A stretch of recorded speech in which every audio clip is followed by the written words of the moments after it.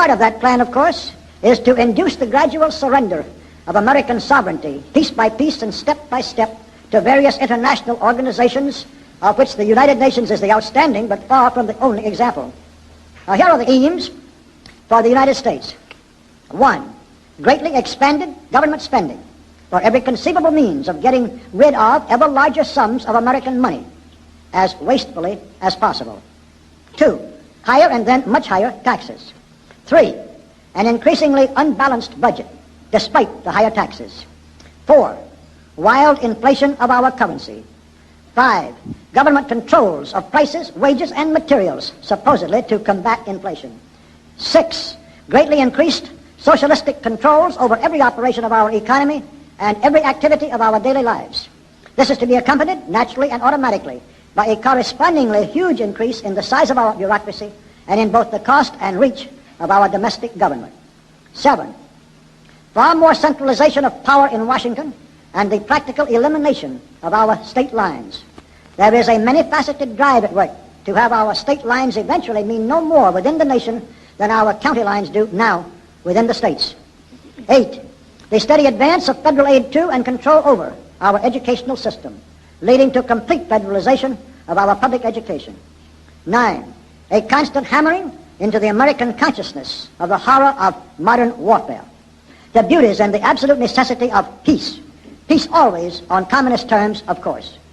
And 10, the consequent willingness of the American people to allow the steps of appeasement by our government which amount to a piecemeal surrender of the rest of the free world and of the United States itself.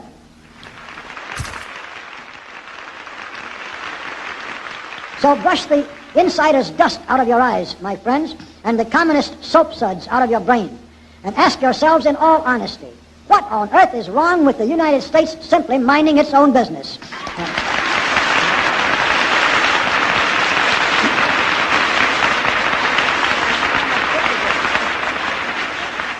Or with having its foreign policy function primarily for the safety and benefit of the American people, which is exactly what we had done for the first 140 years of our existence as a nation, to the incredible advantage of ourselves and everybody else.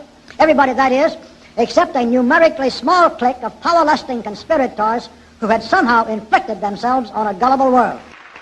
While we turn to a very brief summarization of what we hope the John Birch Society will help and even sometimes lead the American people to accomplish during the next 15 years.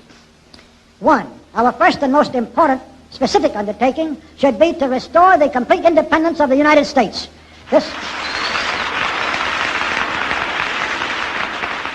This includes our resolution to get us out of the United Nations and get the United Nations out of the United States.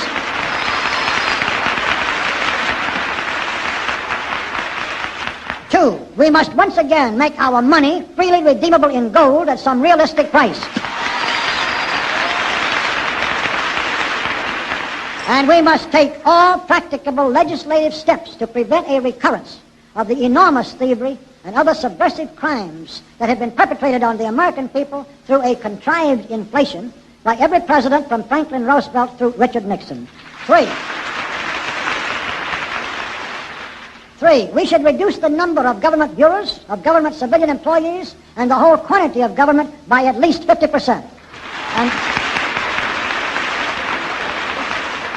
And we should achieve at least this much reduction in proper fashion through gradually convincing a majority of the American people of the wisdom of such a course. 4, we should withdraw all American troops from every spot on earth that is not American soil, except when and where such troops may be required as decided by Congress to protect American lives and property from criminal vandalism.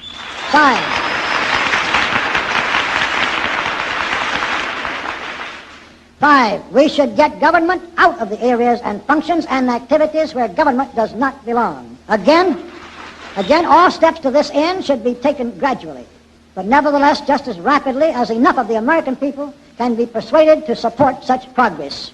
Any such achievement will require a truly massive educational force, but that's exactly what we hope to build during the next 15 years. We could go ahead for at least 100 numbered items, but the John Birch Society will undoubtedly be working on more than that many specific projects, which will be laid out in its bulletins before another 180 months will have rolled around. And all of them will fit into, all of these projects will fit into the general pattern indicated by the 5 major objectives listed above.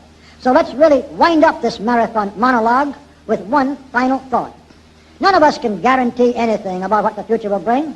Your speaker knows what a job we have before us to rid our country of the scourge of communism within the next few years, and then to go ahead on our constructive program so well that 15 years from now we shall already be entering an era of far less government, of a much sounder sense of responsibility, and, with God's help, of a better world.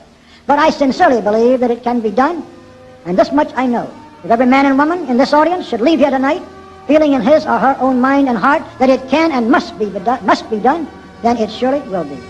And so, all of you patriots of good character, good conscience, and noble ideals, whom we can reach with the filmed version of this speech in 1,000 other audiences, it is with a great deal of confidence and energizing will to win that we invite you to join us in our epic undertaking.